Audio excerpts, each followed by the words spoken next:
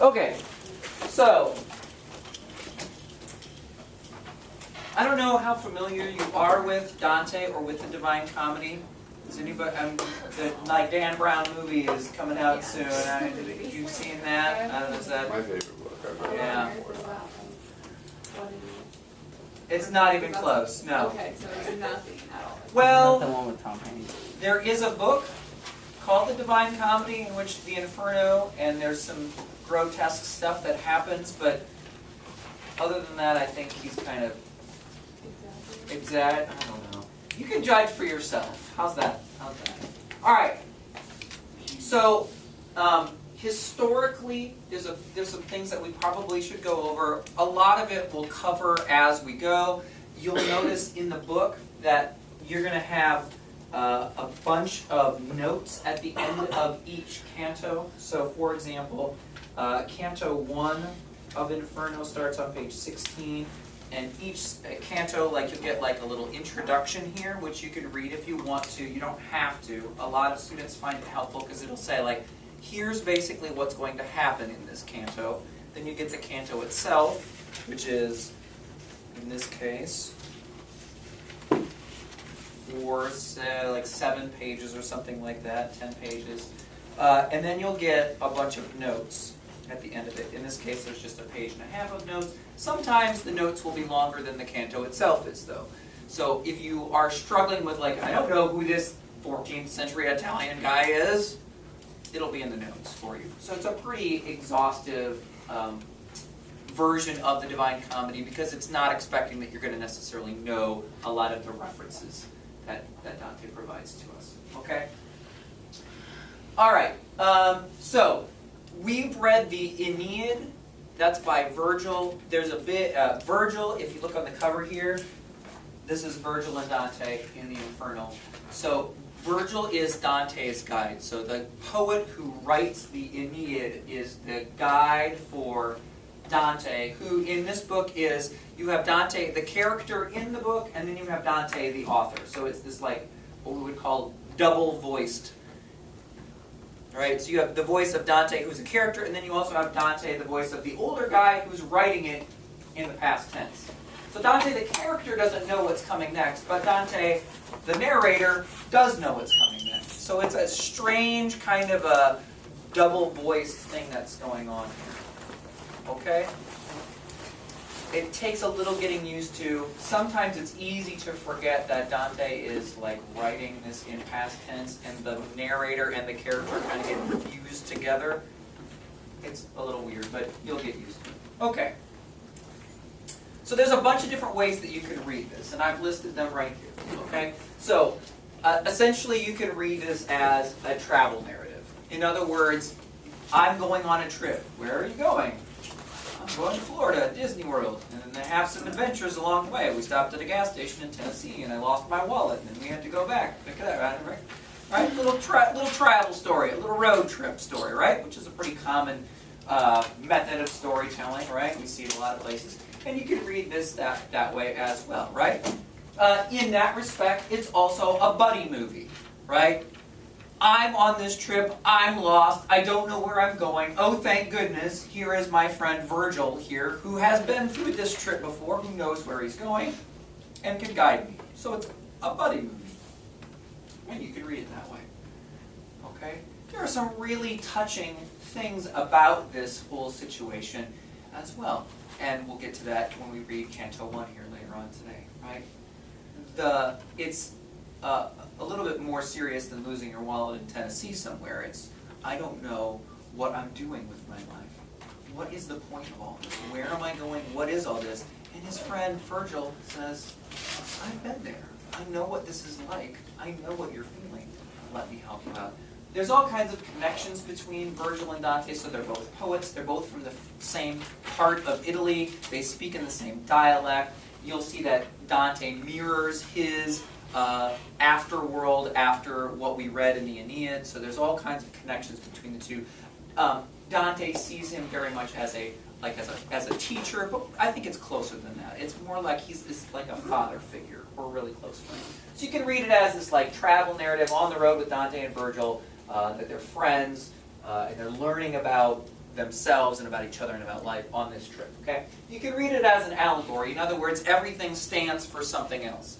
And again, when we get to reading the first canto here in a little bit, you'll see how easy it is to do that, right?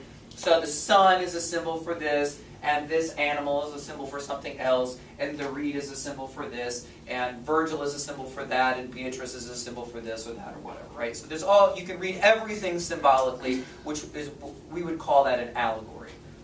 Are you all familiar with the term allegory?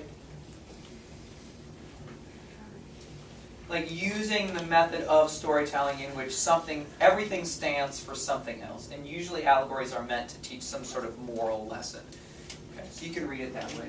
Okay, you can read it as, thirdly, a medieval ethical primer. In other words, what did people living during the Middle Ages view as ethical? What did they view as unethical? What things were happening in their world that were commonplace that at least Dante, our author, says, these are the things that people are doing commonly today that are wrong, and here's why they're wrong. These are the things that people should be doing. These are ethical choices that people should make, and here's why they're making them or not making them. So you can look at it as like a little, kind of under a magnifying glass, right? Back in the day, here's what people thought was ethical or unethical, what was right and what was wrong, okay?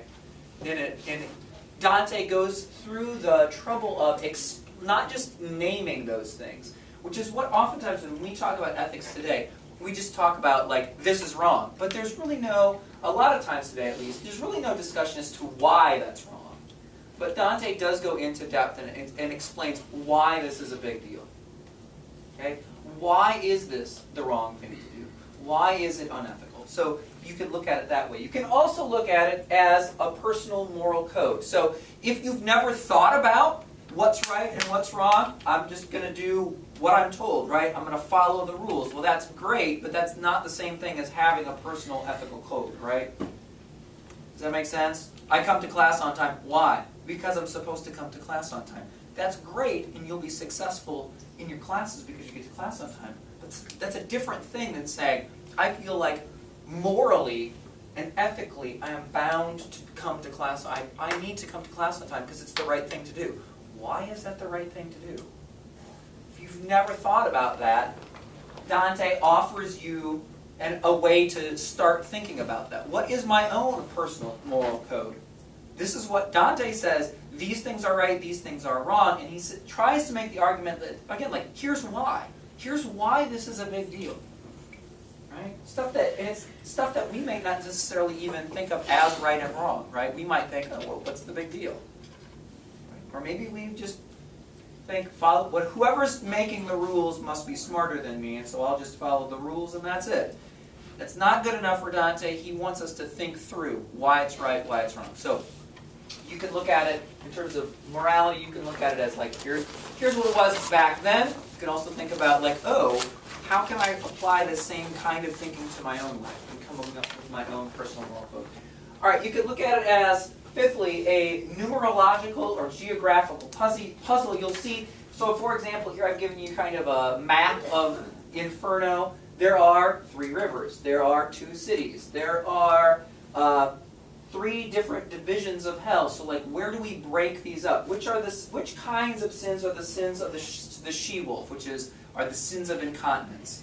Okay, which ones are the sins of the lion, which is a symbol for violence? So, which one of these are violence?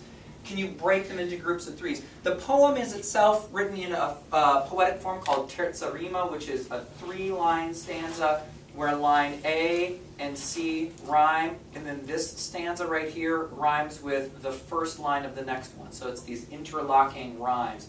So it's an intricately conceived kind of rhythmic pattern. Everything is in groups of 3s. You'll notice that there are 3 canticles. So there's Inferno, and then Purgatory, and Paradise. There are 33 cantos in each, plus 1 extra canto in Inferno, because the first canto is the Dark Wood of Error. So if we're not in hell yet, you get 33 cantos in hell, 33 cantos in paradise, 33 cantos in purgatory. Does that make sense? So everything is this numerological or geographical puzzle. You have all these numbers showing up. Additionally, and you'll see this in the Yale video, he talks about you can read it what we would call horizontally. So you can read canto 1, 2, 3, 4, 5, 6, and go further and down into hell like kind of logically, right? Like we would normally read a book, right? But you can also read it what we call vertically. So like Canto 19 in Inferno has something to do with Canto 19 in Purgatory and has something to do with Canto 19 in Paradise. So you can, all the like canto numbers line up as well. What do all of the Canto 20s have in common? What do all of the Canto 27s have in common? And you can read it that way, and it works. Wouldn't that be hard to write? Yes, yes. Which is why, if you look at the back of your book, it says, T.S. Eliot, who was no slouch in his own right, one of the greatest poets in the 20th century, Dante and Shakespeare divide the world. Between them, there is no third. If you want to know what it means to be a human being, if you want to understand what literature is capable of doing, read Dante and read Shakespeare, and then you're good. I mean, it is impressive on all kinds of levels. So yes, Megan, it would be really hard to plan all of that stuff out. And then make all the lines run exactly right. Yeah. I mean, it's mind-blowing. To me, mind-blowing. All right. You can read it as an autobiography. So this is the story of Dante's life, right? And if you are interested in that, you should pay especially close attention to the Vita Nuova, which is the lecture on the Yale classes. And I've got a copy somewhere in my books of the Vita Nuova. It's not very long, and it's more autobiographical than the... it's more clearly autobiographical than the Divine Comedy, because he talks about his relationship with this woman named Beatrice, who shows up in the Divine Comedy. Beatrice apparently was this woman that he had met very briefly and falls in love with. Dante's mom has recently died, so she's kind of this stand-in mother figure. And he loves her really intensely, but you can't, it doesn't really seem like they know each other very well. So she must have had some kind of, aura about her that he falls so deeply in love with her. But it's not a carnal love. It's a very the idea of her is so beautiful. She's so kind and generous and wonderful. So it's this very innocent, really nice love. But this woman Beatrice dies, and so his mother dies, and then this woman who he kind of thinks of, at least on some level, as his mother, she dies as well. It's a sad story in a lot of respects. He feels lost, and so it's this sense of how do I find myself again? I've had all these difficult things happen in my life. How do I give my life meaning? Does that make sense? So it's autobiographical. And then lastly, you can read it as an encyclopedia. And embedded in that word encyclopedia is the word cycle, right? So our encyclopedias are arranged alphabetically, which is a really, arbitrary way to arrange information. This is cyclical in that, everything there is to know is contained herein, and when you get to the end, there really is no end. You'll see, do we really need that many bells?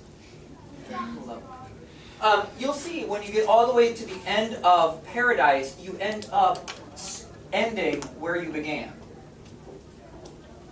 And you could read it, you could jump right back in and read it again and be like, oh, now that I know how it ends, I get that thing right there. Right? It's this notion that all knowledge is in this circle, and in order to understand one thing, you have to understand something else. And there's no such thing as disconnected little pockets of knowledge that you can just put them neatly into. Right? Oh, I'm going to go math. Go study math, which doesn't have anything to do with history. It doesn't have anything to do with music. It doesn't have anything to do with art. It doesn't have anything to do with literature. That's not how Dante and most of medieval civilization views knowledge, and that it's all connected, right? To study art is to study science, is to study astronomy, is to study yourself, is to study philosophy and theology. And once you understand this theological point, you will better understand this other point or that other point. Does that make sense? Well, and it keeps going. It's a never-ending loop. Okay? So, my expectation for all of you in your first reading of Dante is that you would probably pick one of these and try to read it in that way. It is way too much work and way too complicated to try to read it in all 7 ways the first time through. Does that make sense? So you want to if I want to concentrate on this numerological geographical puzzle. That's the way that I want to principally try to understand the numbers and positions and geography. Then concentrate on that, and that's fine. If you want to read it allegorically, then you concentrate on the symbols within. If you want to read it as a travel narrative, then you concentrate on the relationship between Dante and Virgil and what they learn about each other and the world as they journey down. Does that make sense? It's too much to try to do all of those things. So whichever appeals to you most, feel free to read it in that way. Okay? All right. Let me then take you through the basics of hell, for lack of a better word. By the way, my favorite joke in this class is this unit, because I get to say as often as I like and be absolutely straight-faced about it, is to say what the hell is going on, or where the hell are we, because that's what's going on, right? Where the hell are we? Well, we're in Circle 5 today. Okay, right? Anyway. All right, so here's the basic setup. So we'll read Canto 1 here in just a little bit. Dante is halfway through his life, so the medieval society believed that you had 70 years to live, and he's midway through our life's journey, so he's 35. He's having maybe what we might call a midlife crisis. What on earth am I doing on this planet? He awakes to find himself in the dark wood of error. Again, we'll take a close look at that in just a moment. I don't know where I'm going. I don't know who I am. I don't know what I'm doing anymore. What is the point of being alive? I'm lost. He has a meeting with 3 beasts that scare him, and then Virgil shows up and says, "Don't worry, I will help you out of this mess. I've been where you have been. I can show you the way." Okay? What he wants to do in the first canto is to go the quick way. I want to be happy. I want joy. I want to know what is meaningful about life. I want to go there. And so there's this little hill, they call the Mound of Joy. He wants to rush up it, but the beasts are blocking his way. And Virgil tells him, look, if you really want to experience happiness and joy and fulfillment, you have to go a longer, harder way. So the whole book is predicated on this. In order to understand what we are doing here on this planet, you have to first confront your deepest, darkest fears, the darkness of your soul, your sins, the things that are wrong with you. You have to confront them. You can't pretend like they don't exist. You have to go and confront them. I am greedy, or I am violent, or I am wasteful, or I am whatever. Does that make sense? So it's the journey into and the confrontation with all of these sinful behaviors, all this stuff that's wrong with people, and then at the end he finds Satan at the end here, so the ultimate source of evil, he witnesses it, comes to terms with it, gravity reverses itself, and then he climbs back out of hell into purgatory, and purgatory is essentially, now that you confronted your sinfulness and what's wrong with you, now how do you get rid of it? How do you become the thing that you want to become? So that's the story of purgatory, and then paradise. He gets to the top of purgatory, he ascends to paradise, and then you get the picture of here's what human beings are capable of. So it's about creation and art and beauty and music and all the wonderful things that human beings are capable of. Fraternity and caring for each other, right? But in order to live a life that is that harmonious and unified and wonderful and splendid, you have to first do, right? It'd be nice to just race up the hill and get, right, I'm in the sun and it's wonderful and fantastic. You can't do that, Dante argues. He argues you have to confront what's bad, what's wrong first. And then you have to get rid of it. You have to learn to deal with it. And then you can experience joy. So that's in a nutshell, that's what happens. Okay? Let me take you through, since we're going to read Inferno here, I'll take you through some specifics here, and then you can ask me a few questions, and then we'll be done with this little overview stuff. Okay? Okay. So, there's different kinds of sins that are punished in different parts of hell. Generally speaking, at the top of hell, there's a few outliers. So you've got the dark wood of error, and then the vestibule of hell. This is like, you'll see it, it's early on. These are people who are refused to take sides. They lived only for themselves, and so heaven won't take them, and neither will hell. They are without a place and without a name. And what's interesting is that this is essentially the position that Dante is in personally. Historically, so Dante is a citizen of Florence. Florence is one of the most important medieval cities. He was involved in politics, but he ends up being on the losing end of a political eruption in his city, and he gets exiled. He no longer has a city. He doesn't have a name. He doesn't have a place. He has nowhere to go. Does that make sense? So he is both figuratively lost and, like, literally, he's also, I'm in a dark wood. I don't know where to go. So anyway, these people are literally without a place. They cannot enter hell. They cannot enter heaven. No one will take them because they were so selfish. All right. He crosses then the first river in hell, which is the Acheron. He ends up in limbo, which is the first circle of hell, which you notice if you're looking at the numbers here, there are 9 circles in hell, which are then, some of them down here get divided into more subdivisions or whatever. And this, again, if you're reading it numerologically, there's all kinds of numbers that show up, right? So 9 is 3 groups of 3, right?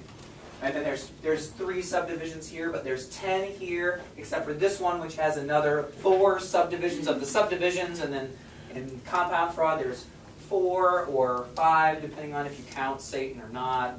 Anyway, so there's all kinds of number stuff that you can do there. Okay.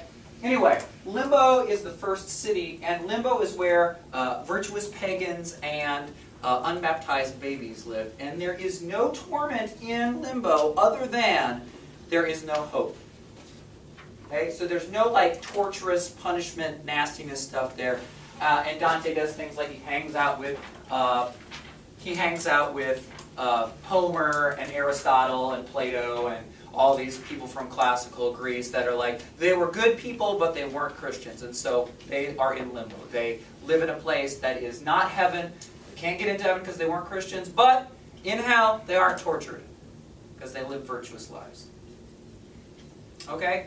It is a thorny theological question which Dante never really wrestles all the way out, because what he's principally doing here is, if you look at like the sheer numbers, right? What does he most want to talk about? This stuff. Like the deep, dark, nastiest stuff that people do. Yeah, there's some like, what? I'm not really sure theologically what happens to good people who don't believe like I believe. I'm not really sure what I'm supposed to do with that, but my sense is that there is some justice there, and this is the way I imagine it. I'm only going to spend 1 canto on that, right?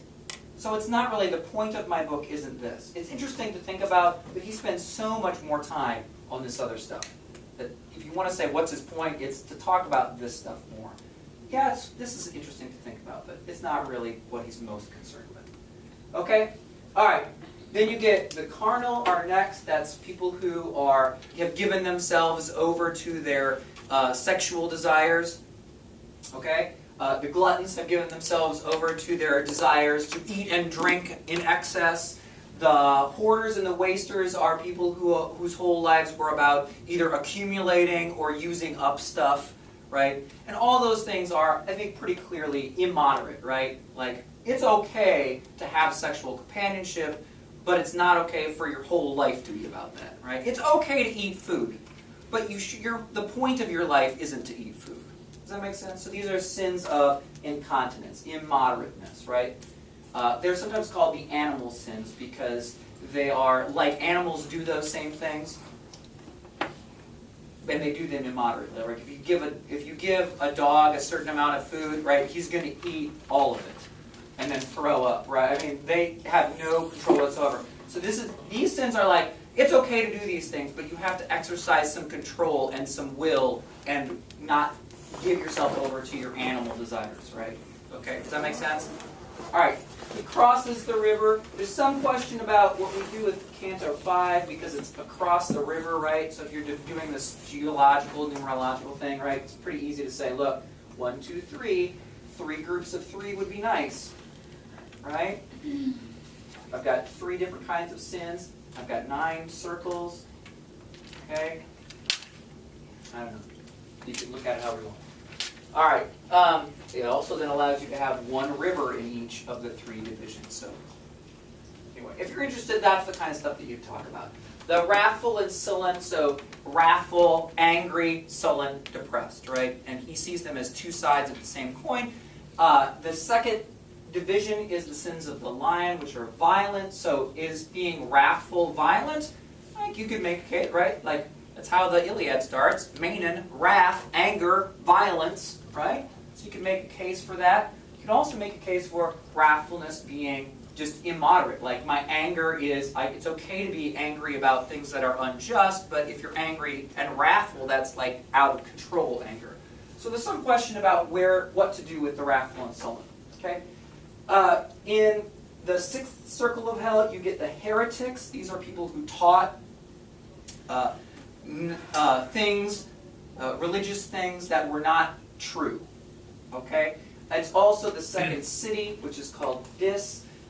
Inside of the city, then, he meets the violent, and the violent are divided against, again, the violent against neighbors, the violent against self and substance, the violent against God, nature, and art. So you get more divisions of 3 there, right? It's pretty easy, I think, for us to say that the violent against goes with the sins of the lion, which is the violent, right? It's a pretty straightforward pairing up, right? Okay, but then what do you do with your numbers and things like that? So, anyway. All right, then he crosses the river of Phlegethon and gets into the fraudulent and malicious, and this is where we get to spend most of Inferno, is in terms of number of cantos, number of pages, is spent down here with the fraudulent and malicious. And these are sins that only human beings can do. So Dante is very much thinking like Aristotle in this respect, in that Aristotle says that human beings are above animals because humans could do things like speak and reason that animals simply can't do. Animals obey instincts. Human beings don't have to obey their instincts. They can do other things. A dog can be gluttonous, but a dog cannot be fraudulent. Right? So these are worse sins because they corrupt the greater gift. Okay? So they include things like panderers and seducers, so like using sex to get other stuff. Right? That's different. Okay? Flattery. Simoniacs. Those simoniacs are people who sold church offices for money. Right? Would you like to be a bishop? Okay. $20. You could be a bishop. Do you know anything about the church? Nope, but I got $20. Okay. Come on. Fortune tellers, grafters, those are people who steal in secret. Hypocrites, people who say one thing and do the opposite. Thieves, again, people who steal things in secret or use deception to steal things. Evil counselors, those are people who encourage other people to do nasty things. Sowers of discord would be separating things that were meant to be together. So like separating parents from children. They intentionally do things to rip families apart. That's a sower of discord because you're taking apart that which was intended to be together. And then falsifiers, and you've got a bunch of different kinds of falsifiers. So falsifying goods is an alchemist. Falsifying people is an evil impersonator, identity thief, right? Counterfeiters would be falsifying money, and then false witnesses would be falsifying the truth, right? Okay? And then finally you get down to circle 9, which is compound fraud, and these are people who are treacherous. So it's, in addition to being fraudulent, then I also, usually it's coupled with a violent act at the end of it as well. And these people are nasty, right? So people who lie to and trick and deceive and then murder or really, really hurt their kin, so that's their family. People who betray their country. People who betray the host-guest relationship. Look at that, all the way back to the Iliad right there. It's still a deal. You invited this person into your house and then you murdered them. That is one of the worst things that you can do.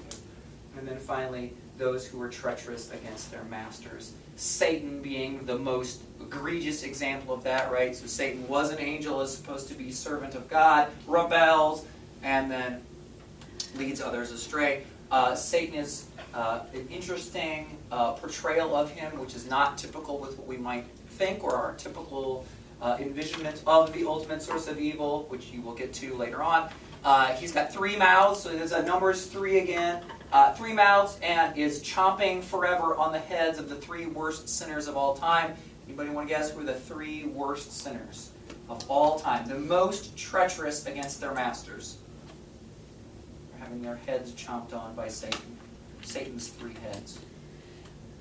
Dante conceives of the 3 most treacherous, worst sinners of all time being Judas Iscariot, who betrayed Christ, and then Brutus and Cassius, who betrayed Caesar.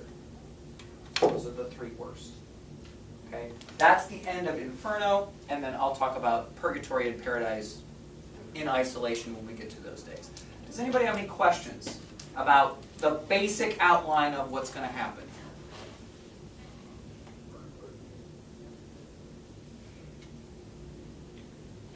Okay. There are lots of places that you can go for help if you don't understand what's going on. I think most of you will be just fine if you just read the book. But if you need extra help, there's lots and lots of places that you can go. Okay? All right. I'm going to go ahead and stop this video then.